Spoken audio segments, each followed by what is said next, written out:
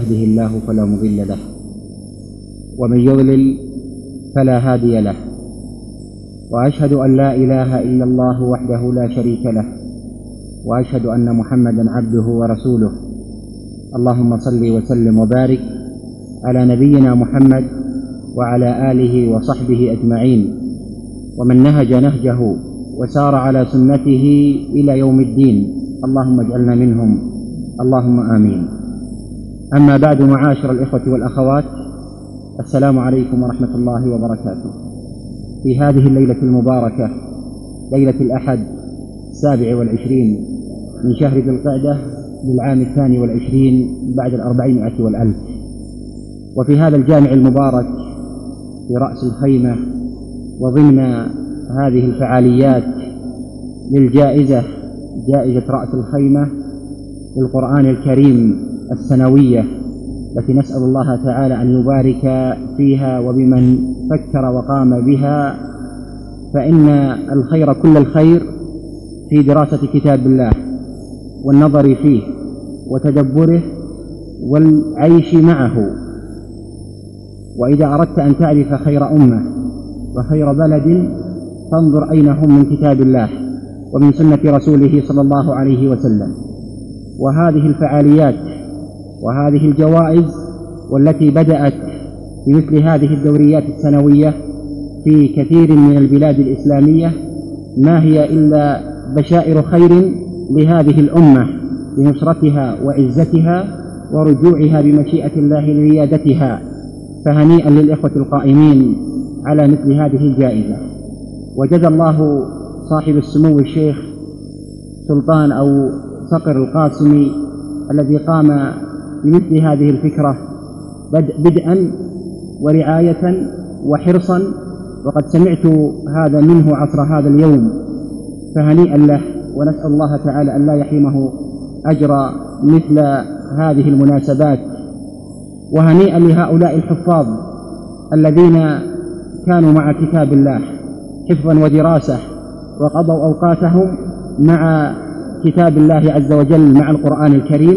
هنيئا لهم، هنيئا لآبائهم، هنيئا لأمهاتهم بمثل هذا الخير العظيم. هذا في الدنيا وما عند الله تعالى أعظم. وهكذا تتربى الأجيال ويتربى الرجال على كتاب الله تعالى. ولا يكفي أن نحرص على القرآن طباعة أو حفظا، وإنما الأهم من هذا وذاك هو أن نتدبر القرآن وأن ننظر فيه وأن نجعله بحق قائدا لنا في حياتنا كل نواحي الحياة مهما كانت. هنا تكون الأمة عزيزة، وهنا يكون المسلم قد سلك الصراط الصحيح المستقيم، كما أخبر صلى الله عليه وسلم: لقد تركت فيكم أمرين ما إن تمسكتم بهما لن تضلوا بعدي، أي إن لم تتمسكوا بهما فقد ضللتم. وما ضل كثير من الناس اليوم إلا والله ببعده عن كتاب الله وعن سنة رسوله صلى الله عليه وسلم، وهنا يكون التخبط والضلال. لا أطيل عليكم، فلعلي أقف وإياكم مع هذه السورة الكريمة نظرة سريعة ومختصرة. وقبل ذاك أقول لأخي بما قال من كلمات: غفر الله لك، وأسأل الله تعالى أن يغفر لي ما لا تعلمون ويجعلني خيرا مما تظنون. ولا يملك الإنسان في مثل هذا الموقف الذي يذكر فيه بخير إلا أن يرجع إلى الله تعالى ويرجع لنفسه، فهو أعلم الناس بنفسه. مهما قال الناس عنك فاترك قول الناس فيك وانظر لحالك وما بينك وبين الله. نسأل الله أن يعفو عنا وعنكم أجمعين. أيها الإخوة، أيتها الأخوات، إن المتأمل في الصراع اليوم بين الحق والباطل يجد أنه قد بلغ أشده، وليس هذا بجديد، بل إن أحداث التاريخ كثيرة، وتاريخنا يخبرنا عن الماضي. لماذا؟ لنفهم الحاضر ونرسم المستقبل. فالتاريخ كتاب عظيم الفائدة، نعم عظيم الفائدة لمن أراد أن يقرأه ويستفيد من حوادثه كمنهج رباني وكمنهج قرآني. فالله تعالى يقول: قل سيروا في الأرض فانظروا كيف كان عاقبة الذين من قبل. والتاريخ يقول إن الأمة التي تكثر معاصيها وتطغى لا بد وأن تهلك، ولا ينجو إلا من آمن بالله تعالى. وتعالوا لننظر في القرآن قبل النظر في التاريخ وعجائبه. تعالوا لننظر في القرآن ونسلط الأضواء على سورة واحدة فقط وبنظرة موجزة ومختصرة، ألا وهي سورة القمر كما سمعتم. يقول ابن جرير: انفلق القمر، وكان ذلك فيما ذكر على عهد رسول الله صلى الله عليه وسلم وهو بمكة قبل هجرته إلى المدينة، وذلك أن كفار أهل مكة سألوه آية فأراهم صلى الله عليه وسلم انشقاق القمر آية حجة على صدق قوله وحقيقة نبوته، فلما أراهم أعرضوا وكذبوا وقالوا هذا سحر مستمر، سحرنا محمد. فقال جل ثناؤه: وإن يروا آية يعرضوا ويقولوا سحر مستمر. وبنحو هذا جاءت الآثار وقال به أهل التأويل. قال ذلك ابن كثير رحمه الله، يقول: قد كان هذا أي انشقاق القمر في زمان رسول الله صلى الله عليه وسلم كما ثبت في الأحاديث المتواترة بالأسانيد الصحيحة. ثم قال: هذا أمر متفق عليه بين العلماء أن انشقاق القمر وقع في زمان النبي صلى الله عليه وسلم، وأنه كان إحدى المعجزات الباهرات. ثم سرد ابن كثير رحمه الله الروايات كلها. إذن تعالوا لننظر لهذه السورة بعد أن عرفنا سبب النزول وما فيها من إعجاز البيان وبديع النظام ودروس عظام. فهي من مطلعها إلى ختامها حملة رهيبة مفزعة عنيفة على قلوب المكذبين بالنذر بقدر ما هي طمأنينة وثقة للقلوب المؤمنة الصادقة. وهي مقسمة إلى حلقات متتابعة، كل حلقة منها مشهد من مشاهد التعذيب للمكذبين والطغاة المعاندين. فهي من مطلعها وختامها أو في مطلعها وختامها مشاهد من يوم القيامة، وبينها أي بين المطلع والختام عرض سريع لمصارع قوم نوح وعاد وثمود وقوم لوط وفرعون وملئه. وقد تتساءلون: وما الجديد فيها؟ فأكثر السور المكية تزخر بمثل هذه الموضوعات، فأقول: لكن هذه الموضوعات ذاتها تعرض في هذه السورة عرضا خاصا وجديدا. فهي تعرض عنيفة عاصفة حاسمة قاصمة، يفيض منها الهول ويتناثر حولها الرعب، ويظللها الدمار والفزع والانبهار. وأخص ما يميزها أن كل منها يمثل حلقة عذاب، أي من هذه الحلقات حلقة عذاب رهيبة سريعة مكروبة يشهدها المكذبون وكأنما يشهدون أنفسهم فيها ويحسون بإيقاعات سياطها. فإذا انتهت الحلقة وبدأوا يستردون أنفاسهم اللاهثة المكروبة عاجلتهم حلقة أخرى أشد هولا ورعبا، وهكذا حتى تنتهي الحلقات في هذا الجو المفزع الخانق. ثم يطل المقطع الأخير في السورة فإذا هو جو آخر عجيب غريب كما سنرى. ومن كان يريد أن يدرك هذه المحاسن ويتذوق تلك البلاغة في هذه السورة فعليه أن يتدبر السورة متمسكا بنظام آياتها ورباط معانيها. فالسورة قدمت مثالا رائعا لبراعة الاستهلال وندرة الاستدلال وروعة الانتقال وسرعة الالتفات وحسن التلميح وجمال المقطع ودقة التصوير وشدة التأثير وكمال الإبلاغ وعجيب الاستدراج وما إلى ذلك من دلائل الإعجاز.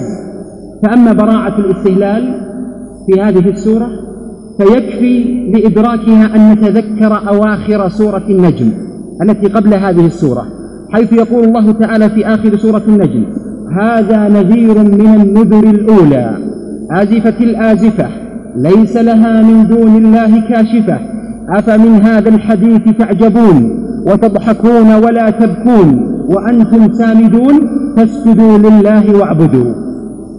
فلما كان أعداء الله في غاية الغفلة، حيث كانوا يعجبون إذا قيل لهم آزفة الآزفة ليس لها من دون الله كاشفة، كانوا يضحكون إذا قيل لهم هذه نذر تنبهوا احذروا، كانوا يضحكون ولا يبكون ويستهزئون ولا يخافون. قرعتهم فجأة سورة القمر وهزتهم هزا عنيفا لعلهم أن يتنبهوا من رغبتهم ويفيقوا من سكرتهم. اقتربت الساعة وانشق القمر، أي جاءتكم الساعة التي كنتم تتعجبون منها وتضحكون، جاءتكم بكل ما فيها من ويل وثبور وشرور، وهذه أشراطها قد ظهرت وتحققت، فقد انشق القمر ولم يبق مجال لإنكار من أنكر، فلم يكونوا ليفيقوا، فهم في غفلة وفي سكرة، نعم في غفلة وفي سكرة الشهوة. وإنما الذي كان يخشى منهم أن يزدادوا عتوا إلى عتوهم وعنادا إلى عنادهم، ويقولوا كما قال أشياعهم من قبل: فأت بآية إن كنت من الصادقين. فعلا جاءت الآية، وإن يروا آية يعرضوا ويقولوا سحر مستمر، وكذبوا واتبعوا أهواءهم وكل أمر مستقر، ولقد جاءهم من الأنباء ما فيه مزدجر، حكمة بالغة فما تغني النذر. وهل تغني النذر عن قوم غارقون في الشهوات سكرى في الغفلات؟ وبعد هذه الآيات تأملوا روعة الالتفات، حيث يلتفت الخطاب إلى النبي صلى الله عليه وسلم. كان الخطاب لمن؟ لمشركي قريش، ثم فجأة يلتفت الخطاب للنبي صلى الله عليه وسلم: فتول عنهم يوم يدعو الداعي إلى شيء نكر، خش عن أبصارهم يخرجون من الأجداث كأنهم جراد منتشر، مهطعين إلى الداعي يقول الكافرون هذا يوم عسر.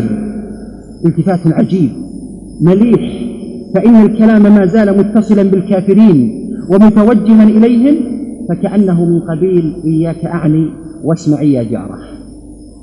ولا يخفى ما لهذا الالتفات من وقع وتأثير في النفوس. ثم يبدأ العرض، نعم يبدأ العرض العجيب في هذه السورة.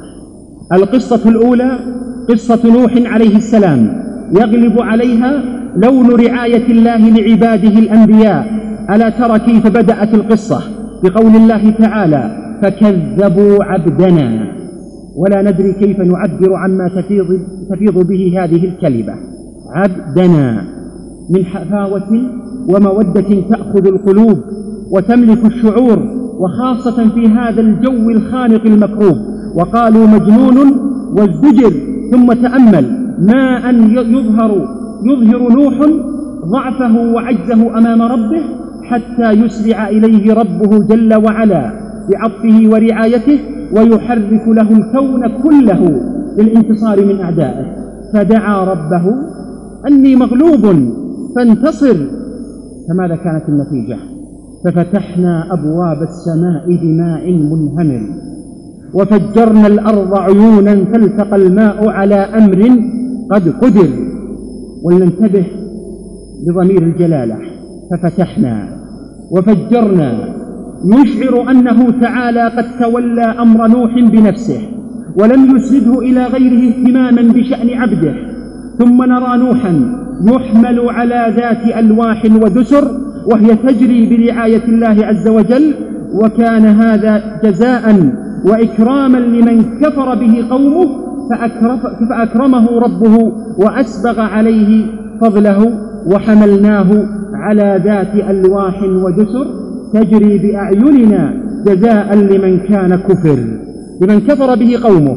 والمراد بذات ألواح ودسر السفينة كما هو معلوم، إلا أن الآيات عدلت عن كلمة السفينة إلى قوله ذات ألواح ودسر، لنشعر كلما تلونا تلك الآية الكريمة كأننا واقفون أمام تلك الألواح وهي تحمل نوحا في رعاية ربه، والأمواج الصاخبة حوله تريد أن تصل إليه ولكن بدون جدوى، فإن ربه يرعاه بنفسه.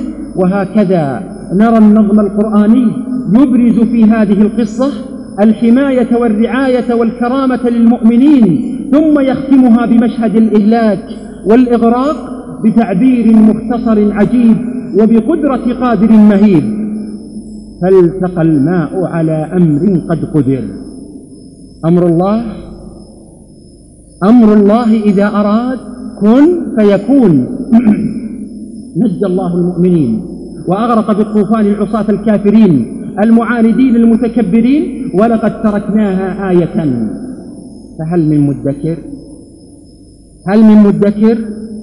هل هناك من يفكر؟ هل هناك من يتعظ ويعتبر في مثل هذه القصص في كتاب الله؟ ثم تأتي الحلقة الثانية وهي قصة قوم عاد، فقد استخلفهم الله بعد قوم نوح، أعطاهم قوة في الأجسام وضخامة في الأبدان، ومنحهم السيطرة والسلطان التام.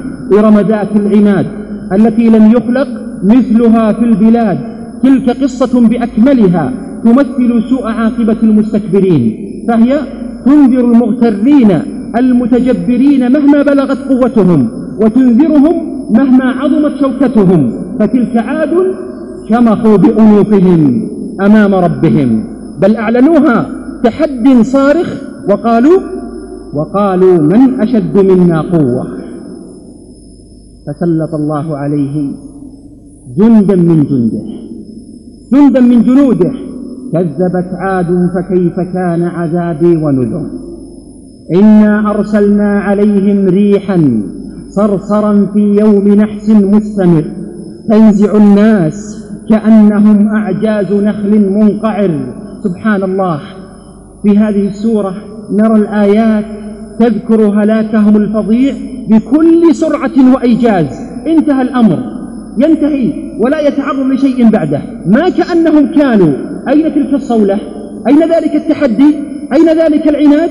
أين ذلك الجبروت؟ أصبحت ذكرى على مدار التاريخ تقرأ وتروى. ألم تر كيف فعل ربك بعاد؟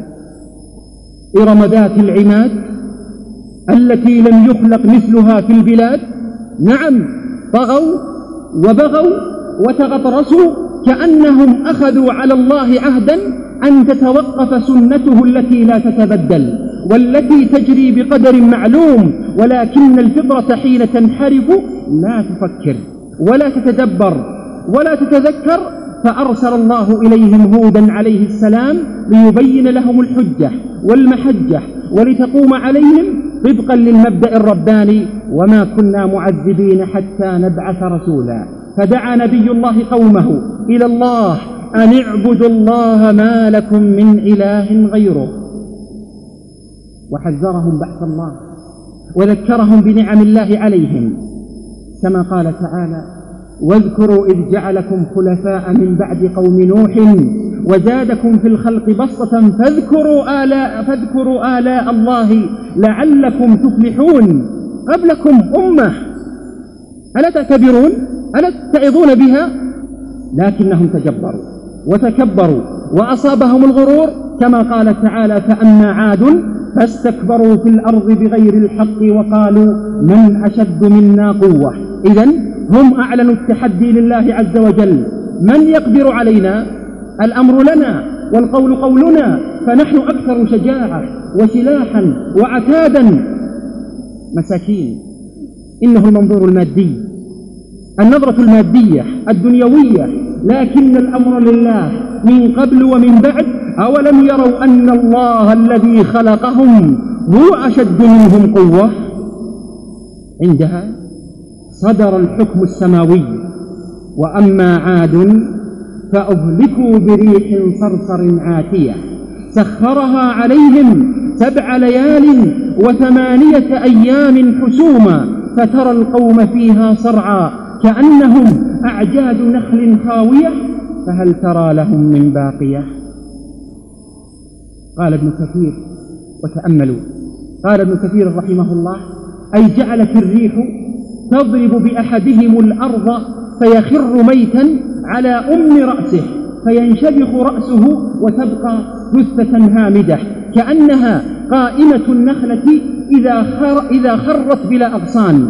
ويروى من حديث ابن عمر قال رسول الله صلى الله عليه وسلم: وانظروا إذا أراد الله تعالى بقوم سوءا، قال: ما فتح الله على عاد من الريح التي أهلكوا فيها إلا مثل موضع الخاتم. سبحان الله. فمرت بأهل البادية فحملتهم ومواشيهم وأموالهم أي في الأعلى فجعلتهم بين السماء والأرض. فلما رأى ذلك أهل الحاضرة رأوا الريح وما فيها قالوا: هذا عارض ممطرنا. سبحان الله، الغرور والتجبر إلى آخر لحظة. هذا عارض ممطرنا. فألقت أي الريح ألقت أهل البادية ومواشيهم على أهل الحاضرة. نسأل الله اللطف والرحمة. إنها نتيجة حتمية لمن طغوا في البلاد وأكثروا فيها الفساد. لقد صب عليهم الجبار جل وعلا القاهر القادر صوت عذاب: إن ربك لبالمرصاد. نعم، إن ربك لبالمرصاد لكل من عتى وتجبر وأكثر الفساد. إذن أعرفتم الآن من أشد قوة؟ إنه الواحد القهار العزيز المتكبر الجبار، قاصد المتغطرسين الأشرار، ومبدد شمل المعاندين الفجار. ثم تأتي الحلقة الثالثة في السورة قصة ثمود، وهي وإن كانت في لونها العام شبيهة بقصة عاد إلا أنها متميزة عنها من جهة، فإنها تحذير للكافرين على طلبهم آية العذاب، وتنبيه إلى أن الأمة إذا طلبت آية العذاب ثم هتكت حرمتها فلا تمهل. نعم، لا تمهل بعدها، فالآية قد تكون حسرة وندامة في حق من يطلبها، ويكون موعد ظهور هذه الآية هو موعد هلاك تلك الأمة. ثم تأتي الحلقة الرابعة قصة قوم لوط.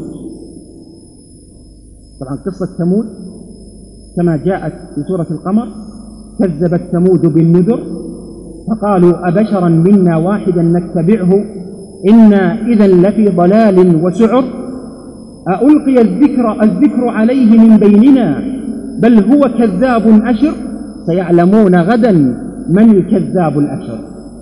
ثم تأتي الحلقة الرابعة قصة قوم لوط، وهي وإن كانت أيضا شبيهة بقصة قوم نوح على طريق العود على البدء إلا أنها متميزة عنها حيث أنها تبشر بتنجية المؤمنين كافة وتنادي بحسن جزاء الشاكرين قاطبة. إنها تصريح بتنجية آل لوط كلهم، ولا تقتصر على ذكر نجاة نبي الله لوط وحده كما كان في نوح، علما بأن القصة الأولى لا تذكر إلا نجاة نوح عليه السلام، وحملناه على ذات ألواح ودسر. وكذلك تناولت هذه القصة هلاك المجرمين بنوع من التفصيل، بينما القصة الأولى لم تتناوله بتفصيل وإنما أشارت إليه إشارة عابرة خاطفة. كذبت قوم لوط بالنذر إنا أرسلنا عليهم حاصبا إلا آل لوط نجيناهم بسحر نعمة من عندنا كذلك نجزي من شكر. ثم تأتي الحلقة الخامسة وهي قصة آل فرعون، وهذه القصة تنبه إلى أن وفرة العتاد والأوتاد أو كثرة الجيوش والجنود لا تغني من ذي الجلال والجبروت، فإنه جل وعز يقصف الطغاة ويأخذهم أخذ عزيز مقتدر.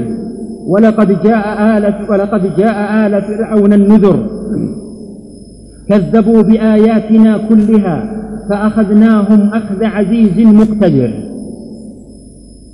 تأملوا إخوة الإيمان، تأملوا الإعجاز القرآني، فكل قصة من قصص القوم تختم في هذه السورة بقول الحق عز وجل: فكيف كان عذابي ونذر ولقد يسرنا القرآن للذكر فهل من مدكر، إلا هذه الحلقة، فهي تختلف عن أخواتها. فبينما الآذان والأذهان تنتظر بعد ذكر آل فرعون ذلك الترجيع المألوف الجميل: ولقد يسرنا القرآن للذكر فهل من مدكر، فإذا بها قد فوجئت بسؤال يهز الوجود ويرجف القلوب: أكفاركم؟ مباشرة ينتقل إلى قريش: أكفاركم خير من أولئكم الذين قصصنا عليكم قصصهم؟ أكفاركم خير من أولئكم أم لكم براءة في الزبر أم يقولون نحن جميع منتصر سيهزم الجمع ويولون الدبر بل الساعة موعدهم والساعة أدهى وأمر. التفاتة سريعة، نقلة عجيبة من حديث الغابرين إلى واقع الحاضرين آنذاك. أكفاركم خير من أولئكم؟ هل كفار هذا الزمن خير من أولئك؟ إنها دروس وعبر للمتدبرين، فتأملوا القرآن معاشر المؤمنين، خاصة في أوقات الفتن والأزمات، بل والله في كل حين. ولقد يسرنا القرآن للذكر فهل من مدكر؟ نعم، هل نتدبر القرآن ونستلهم من قصصه وآياته الدروس والعبر؟ فهو سهل التلاوة والحفظ، سهل الفهم والتدبر، لكن أين من يتذكر؟ أين من يعتبر؟ أين من يتعظ؟ أمة القرآن، تلك لطائف عجيبة من لطائف القرآن يتحرك لها الوجدان وتهتز لها حاسة البيان. نسأل الله أن يرزقنا وإياكم الفهم والعمل بالقرآن. ولا يخفى على الباحث المتأمل أن القرآن ليس له عادة معلومة أو قاعدة مضطردة في ذكر القصص والأخبار، بل له في ذلك مناح وأساليب في غاية الدقة. فأحيانا يسرد القصص سردا حسب ترتيبها في الزمان، وأحيانا أخرى يعدل عنه إلى ترتيب آخر تقتضيه حكمة البيان. ومن تأمل في سورة القمر وأمعن النظر في براعة ترتيب قصصها أدرك ما فيه من الحكمة البالغة والبلاغة الساحرة المعجزة، فالترتيب فيها جاء على وفق الزمان. فذكر السياق أولا قوم نوح، ثم عاد، ثم ثمود، ثم قوم لوط، ثم آل فرعون. ولا شك أننا إذا مررنا على مصارع هؤلاء الأحزاب وهكذا على ترتيبهم في الزمان حيث يتبع بعضهم بعضا، تمثلت لنا سنة الله التي عملت عملها دائما. وغلب على حسنا أن أي أمة من الأمم على مدار التاريخ لما ركبت مركب الكفر والمعصية ذاقت وبال أمرها وكان عاقبة أمرها خسرا. فهذا النظم له دور بارز ملموس في إعداد هذا الجو الرهيب المفزع.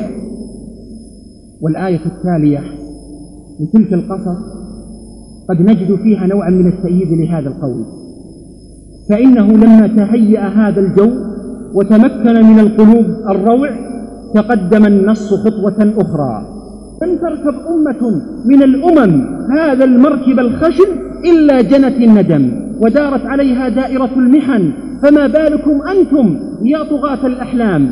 أمنتم على أنفسكم وتجرأتم على ربكم أأنتم خير من أولئكم؟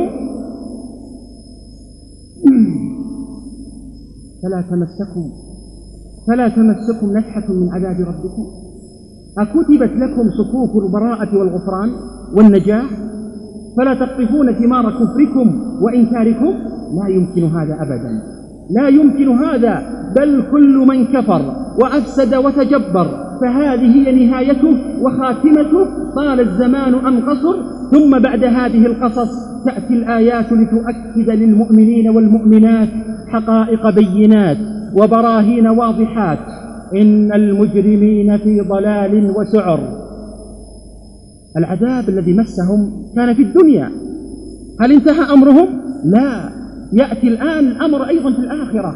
إن المجرمين في ضلال وسعر يوم يسحبون في النار على وجوههم ذوقوا مس سقر إنا كل شيء خلقناه بقدر وما أمرنا إلا واحدة كلمح بالبصر ولقد أهلكنا أشياعكم فهل من مدكر وكل شيء فعلوه في الزبر وكل صغير وكبير مستطر.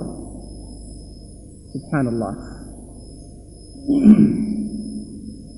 كل شيء مكتوب، كل شيء مكتوب في الكتب، وكل فعل مسطر في الصحف. كأن ذلك العذاب البئيس الذي دمرهم ومزقهم وجعلهم كهشيم المحتور لم يحسب في حسابهم ولم ينقص من أوزارهم، بل كل صغير وكبير مسطور في زبر أعمالهم، وهم سيحاسبون عليه واحدا بعد واحد، والنتيجة واضحة معلومة. فهم يسحبون في النار على وجوههم وكل شيء حولهم يسخر منهم ويقرعهم ذوقوا أيها الغافلون السامدون ذوقوا مس سقر. وأخيرا وفي مثل هذا الجو العبوس المكفهل وهذه القصص المليئة بالطغيان والعناد والفساد والعذاب والهلاك، وفجأة وبآخر السورة ترد هاتان الآيتان: إن المتقين في جنات ونهر في مقعد صدق عند مليك مقتدر. سبحان الله. يا لروعة هذه الكلمات، خاصة وأنها جاءت في هذا الجو المكفهر الرهيب. إنها أروع من كوكب دري كريم يضيء في ليل بهيم، وهي والله أغلى في نفس المؤمن من كل كنز ثمين ومن كل متعة ونعيم. إنها رحمة أرحم الراحمين، فمهما كانت الشدة مهما كانت الفتن والمحن فإن العاقبة للمتقين. سبحان الله. جو مليء بالعناد والفساد والهلاك والعذاب، وفجأة تأتي البشارة بمثل هذه الإشارة، إشارة سريعة فقط في ختام السورة لتذكر المؤمنين الصابرين: إن المتقين في جنات ونهر في مقعد صدق عند مليك مقتدر. ألا تتعجبون معاشر الإخوة والأخوات؟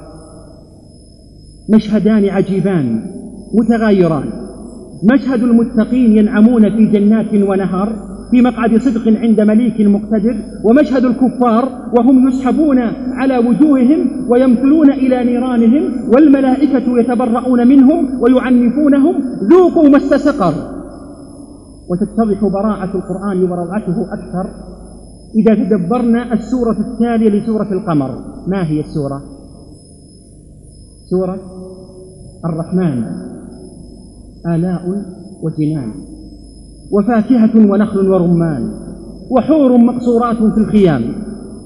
أما سورة القمر فتطفح كما سمعتم باللهيب والإنذار، تجيش بغضب الجبار، فقد تكررت فيها كلمة النذر والإنذار 12 مرة، وتكررت كلمة العذاب فيها 7 مرات. وهذا شيء يخص سورة القمر دون سائر السور، حيث لم تتكرر هاتان الكلمتان بهذا الشكل في أي سورة من السور إلا فيها.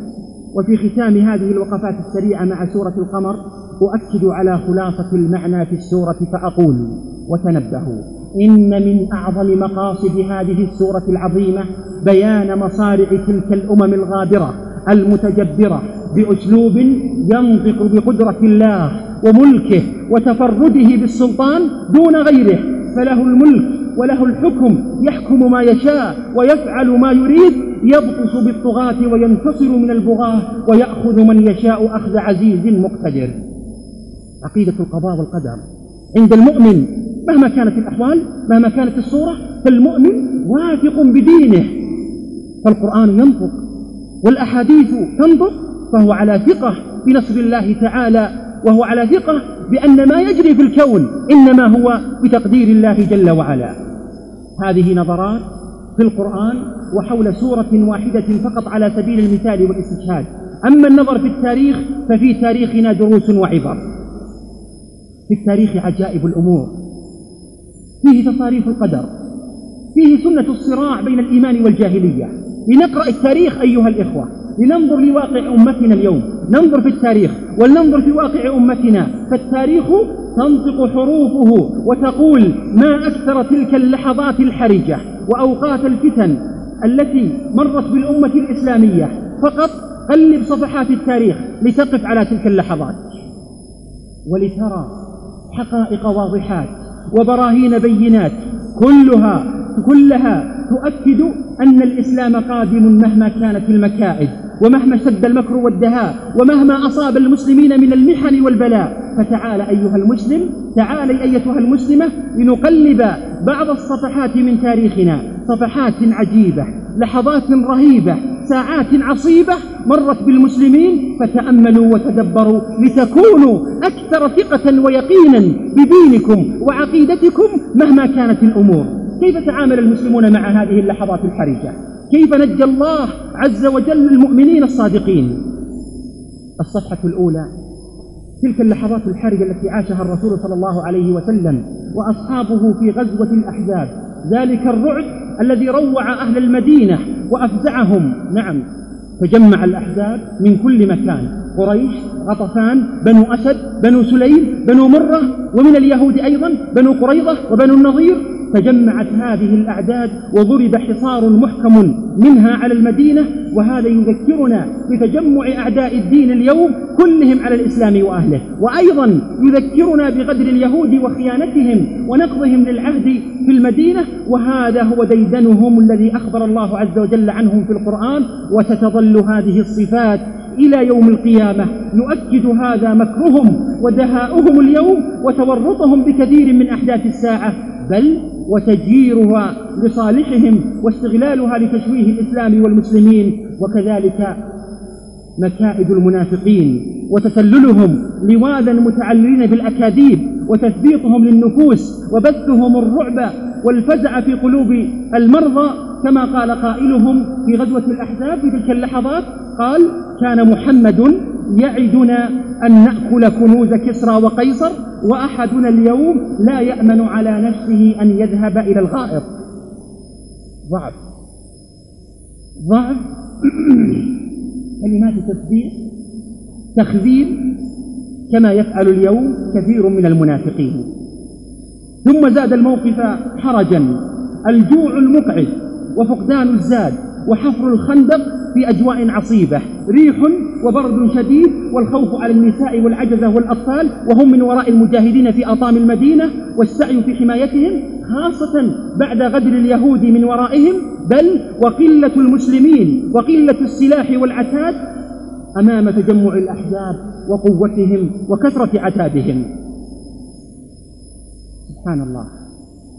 تأملوا أيها الأخوة، كل هذه الظروف تجمعت على المسلمين في تلك اللحظات، ويكفي وصف القرآن لحالهم حيث يقول الحق عز وجل: إذ جاءوكم من فوقكم ومن أسفل منكم وإذ زاغت الأبصار وبلغت القلوب الحناجر وتظنون بالله الظنون هنالك ابتلي المؤمنون وزلزلوا زلزالا شديدا.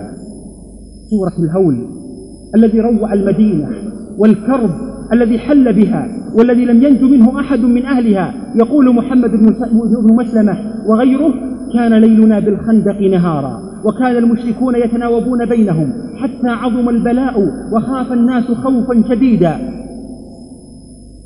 هذه الظروف، فكيف تعامل معها المسلمون؟ كيف كان موقف المسلمين؟ كيف تعامل المسلمون مع هذه اللحظات الحرجة ومع هذا الموقف العصيب؟ كيف كان حالهم في وقت هذه الفتنة وهذه الشدة؟ ماذا فعلوا؟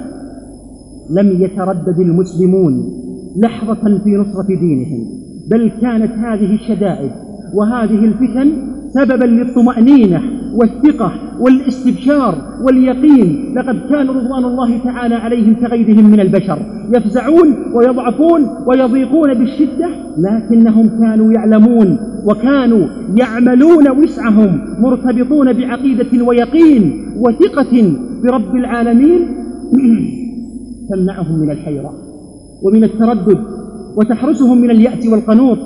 واسمع لموقفهم كما يصفه الله تعالى في القرآن: ولما رأى المؤمنون الأحزاب قالوا هذا ما وعدنا الله ورسوله وصدق الله ورسوله وما زادهم إلا إيمانا وتسليما.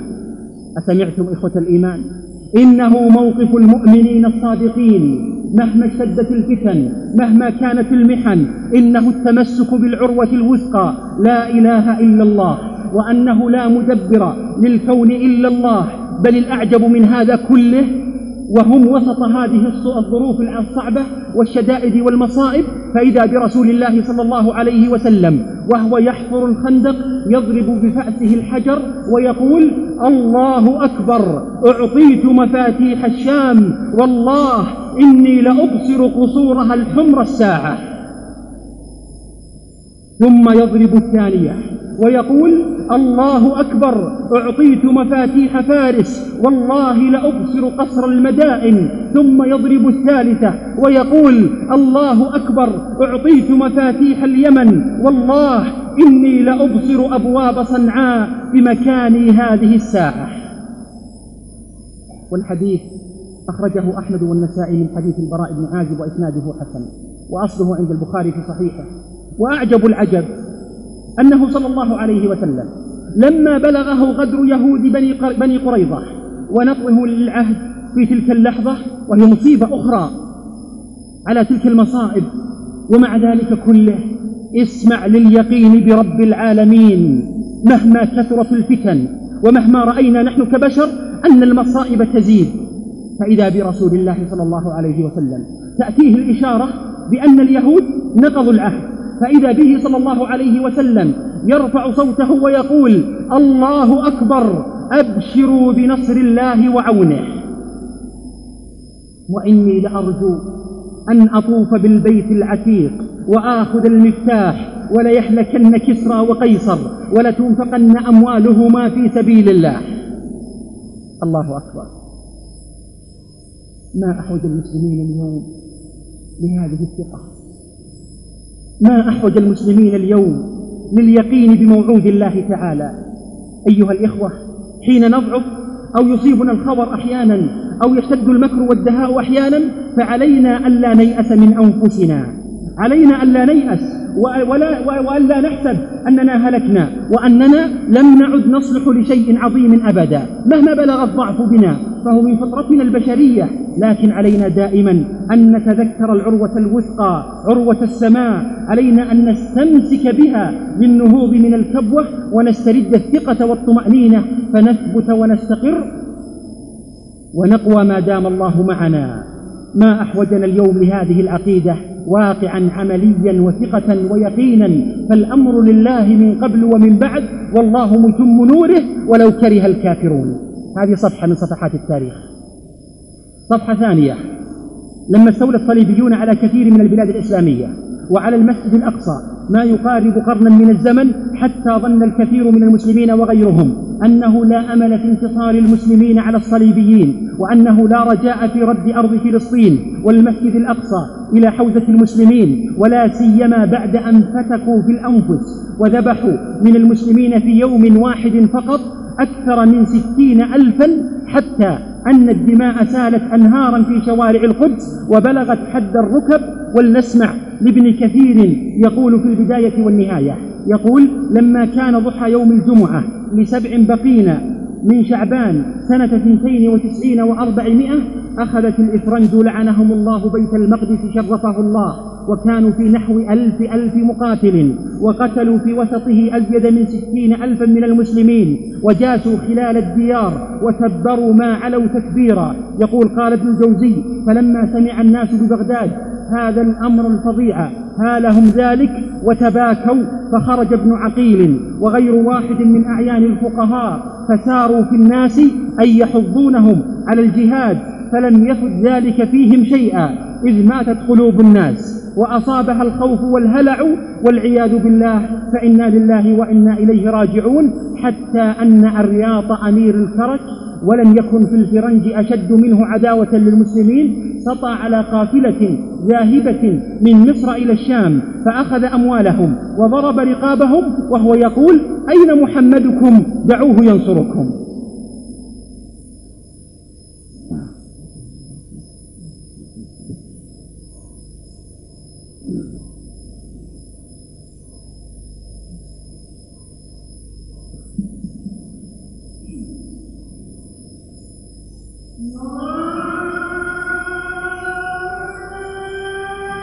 لقد ذكر المؤرخون أحداثا عجيبة من تنكيل الأعداء بالمسلمين، وسبحان الله، من كان يظن أن هذه البلاد، أي ذلك القدس وبيت المقدس، تتحرر في يوم من الأيام على يد صلاح الدين في معركة حطين الحاسمة، ويصبح للمسلمين من الكيان والقوة والعزة والسيادة ما شرف التاريخ به.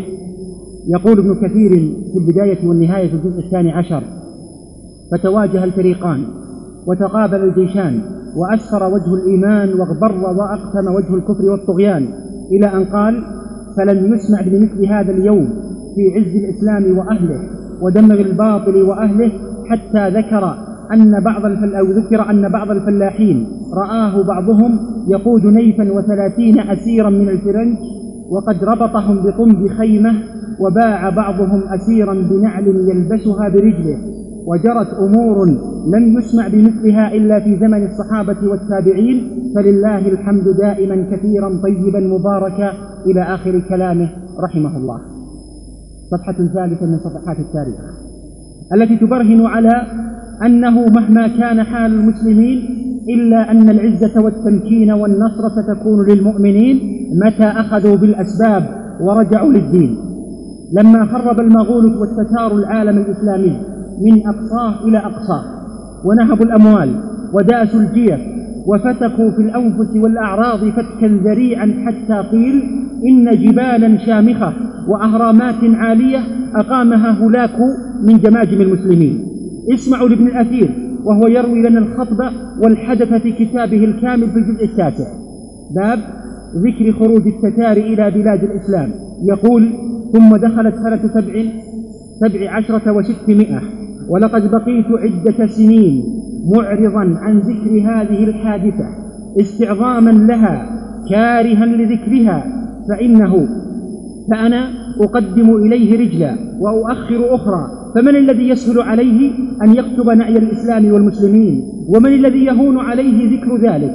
فيا ليت أمي لم تلدني، ويا ليتني مت قبل هذا وكنت نسيا منسيا، إلا أنه حثني جماعة من الأصدقاء على تسطيرها وأنا متوقف، ثم رأيت أن ترك ذلك لا يجدي نفعا، فأقول: هذا الفعل يتضمن الحادثة العظمى والمصيبة الكبرى التي عقمت الأيام والليالي عن مثلها، عمت الخلائق وخصت المسلمين. فلو قال قائل إن العالم مذ خلق الله سبحانه آدم إلى الآن لم يفتنوا بمثلها لكان صادقا، فإن التواريخ لم تتضمن ما يقاربها ولا ما يدانيها.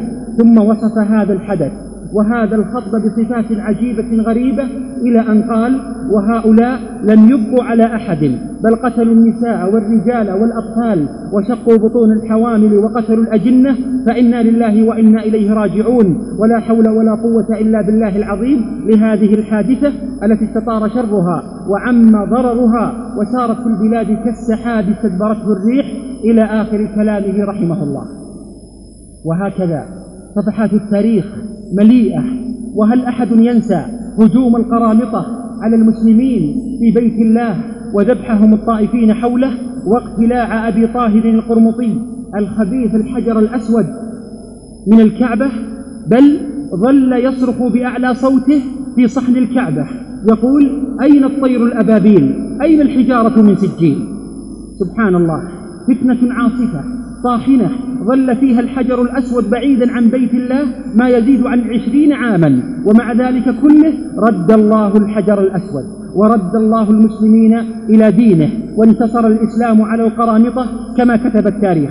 وهكذا التاريخ مليء بمثل هذه الصفحات من مواقف الشدة والمحن التي أصابت المسلمين، وهي اليوم لنا بشارات، هي اليوم لنا بشارات تدل على أن ما يحدث للمسلمين اليوم من شدة وضيق ومحن أن بعدها فرج ونصر، وأن الظالم مهما تكبر فإن الله أكبر. إذن إخوة الإيمان، مهما تكالبت الأيام، مهما اسود الظلام، فسيبددها نور الإسلام. فالله تعالى أخبرنا في القرآن فقال: ولا تهنوا ولا تحزنوا وأنتم الأعلون إن كنتم مؤمنين. بالإيمان لن تهنوا، بالإيمان لا تحزنوا، بالإيمان أنتم الأعلون. يريدون ليطفئوا نور الله بأفواههم والله متم نوره ولو كره الكافرون. هو الذي أرسل رسوله بالهدى ودين الحق ليظهره على الدين كله ولو كره المشركون. إذن فدين الله منصور، ولكن هل حقا نريد أن ينصر الله الإسلام؟ هل حقا نريد أن ينصر الله الإسلام ونحن غارقون في الترف واللذات متشبثون بالدنيا والشهوات، حتى أصبح الكثير من بني الإسلام يعلق النصر بالرؤى والأحلام أو بأحداث جسام، ونحن في بيوتنا نيام؟ إنها الغفلة عن سنن الله الكونية وآيات الله القرآنية. إن تنصروا الله ينصركم ويثبت أقدامكم. وجعلنا منهم أئمة يهدون بأمرنا. متى؟ لما صبروا وكانوا بآياتنا يوقنون. لا يمكن أبدا أن تنال إمامة الدين إلا بالصبر واليقين والعمل الصادق الجاد لهذا الدين. ومن كان يظن أننا بحديثنا عن البشائر والتفاؤل نقصد مجرد السرور والإطمئنان، وبالتالي الركون ودنو الهمة ووهن العزائم والانشغال بالدنيا والتغني بالقيل والقال والرؤى والأحلام ليل نهار، وأعداء الإسلام يخططون ويعملون ويكيدون، فهو مخطئ. نعم مخطئ من كان يظن أننا بحديثنا عن البشائر والتفاؤل نقصد مجرد السرور والإطمئنان المؤدي للثقة المفرطة والحماس المتهور، فهو مخطئ.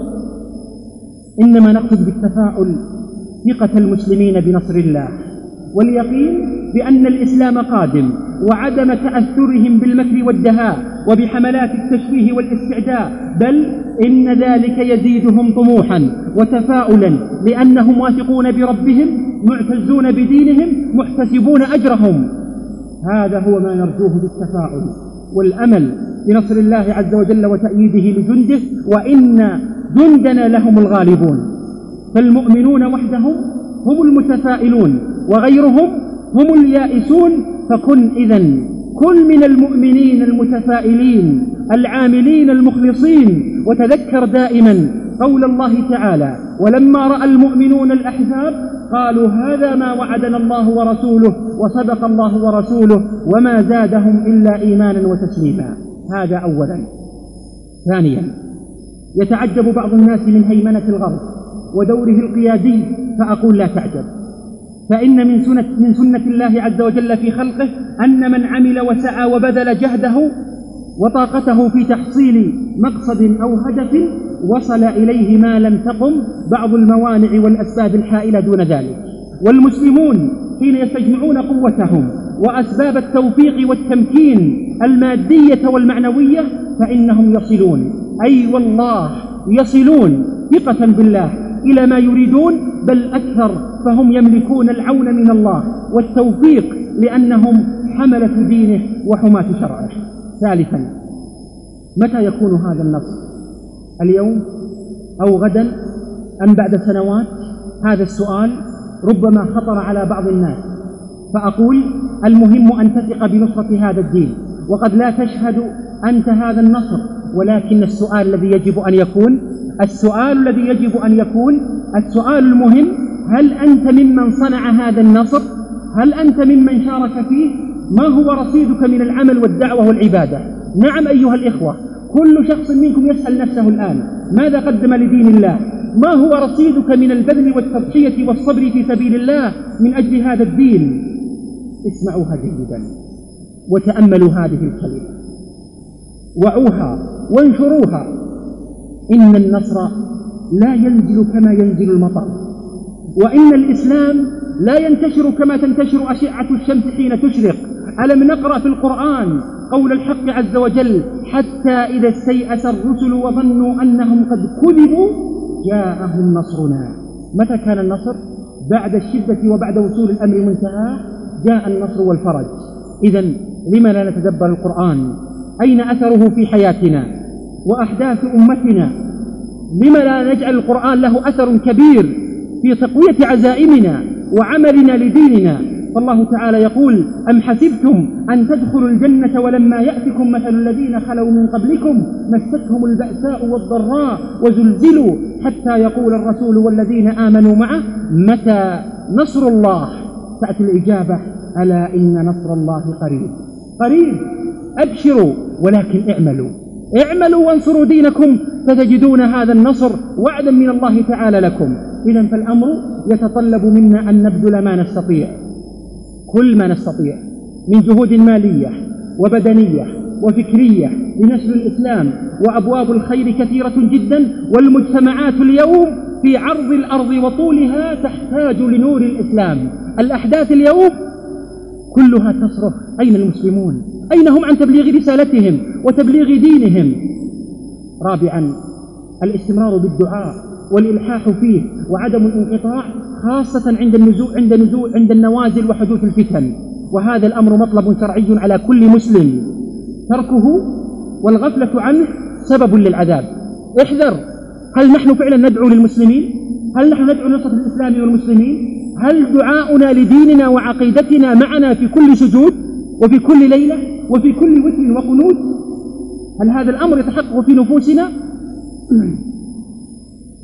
الدعاء من أعظم أسباب النصر، وتركه من أعظم الأسباب الجالبة للعذاب. اسمعوا لقول الحق عز وجل: ولقد أرسلنا إلى أمم من قبلك فأخذناهم بالبأساء والضراء لعلهم يتضرعون فلولا إذ جاءهم بأسنا تضرعوا ولكن قست قلوبهم وزين لهم الشيطان ما كانوا يعملون. نعوذ بالله من قسوة القلب. الأحداث تتوالى على الأمة وعلى المسلمين في كل مكان، وقلوب الكثير مشغولة قاسية لا تهزها الأحداث، لا تؤثر فيها. لم يستيقظ بعض المسلمين حتى الآن. إلى متى؟ لم يراجع المسلم نفسه. الذين غرقوا والغرقى في الشهوات لم يتنبهوا هذا الكيد وهذا المكر الكبار، ومع ذلك ما زال في غي في شهواته. متى يفيق هؤلاء؟ حتى أصبحت الدنيا عند أمثال هؤلاء غاية وهدف، فأصابهم الهوان والذل وحب الدنيا الذي أخبر عنه النبي صلى الله عليه وسلم وكراهية الموت. وهذا هو واقع الكثير من المسلمين اليوم. ولا تهنوا ولا تحزنوا وأنتم الأعلون إن كنتم مؤمنين. قد يموت المؤمن ولن يرى نتيجة عمله، قد يموت ولم يرى في هذه الدنيا سوى الألم والمعاناة. ومن يرد الله به خيرا يصب منه، وأشد الناس بلاء الأنبياء ثم الذين يلونهم. إذن فلنعلق قلوبنا بالله وجنة النعيم حيث الخلد الذي لا يفنى. أما الدنيا فدنية وماضية وذاهبة بما فيها مهما كان الإنسان في نعيم فيها. سادسا، إنما يقع للمسلمين من شرور من أقدار الله، وعاقبتها إن شاء الله إلى خير مهما بدا للناس غير ذلك. تكشف عن المعادن وتظهر حقائق الأمور المغيبة. ولو لم يكن في مثل هذه الفتن إلا تمحيص القلوب وتمييز الصفوف لكفى. ما كان الله ليذر المؤمنين على ما أنتم عليه حتى يميز الخبيث من الطيب، وما كان الله ليطلعكم على الغيب. يقول ابن كثير رحمه الله في الآية: أي لا بد أن يعقد شيئا من المحن يظهر فيه وليه ويفضح به عدوه يعرف به المؤمن الصابر والمنافق الفاجر. فتنبه إذن عند الفتن والمحن، فالقضية امتحان ليظهر الإيمان والمؤمن من عدمه. احذروا من الفضيحة، أمسك عليك لسانك على أقل تقدير عند الفتن والمصائب، واسأل الله النجاة والثبات. سابعا وأخيرا لا ننسى ضعف كيد الكافرين، مهما كان أمده ومهما كانت قوته فإن سعيهم في ضلال. من الذي يقول هذا؟ هو الله تعالى: الذين آمنوا يقاتلون في سبيل الله والذين كفروا يقاتلون في سبيل الطاغوت فقاتلوا أولياء الشيطان إن كيد الشيطان كان ضعيفا. فكيد الشيطان وأولياؤه ضعيف، لكنه كيد وجد من المسلمين هوانا وضعفا فارتقى وأصبح ظاهرا على المسلمين رغم ضعفه. لماذا ارتقى أولياء الشيطان؟ هم ضعفاء كما أخبر القرآن، ولكن لضعف المسلمين لحالة وصل الكفار وغيرهم مع ضعفهم إلى أن يكونوا أعلى من المؤمنين. ووعد الله تعالى بأن كيد الكافرين واهن، قال: ذلكم وأن الله موهن كيد الكافرين.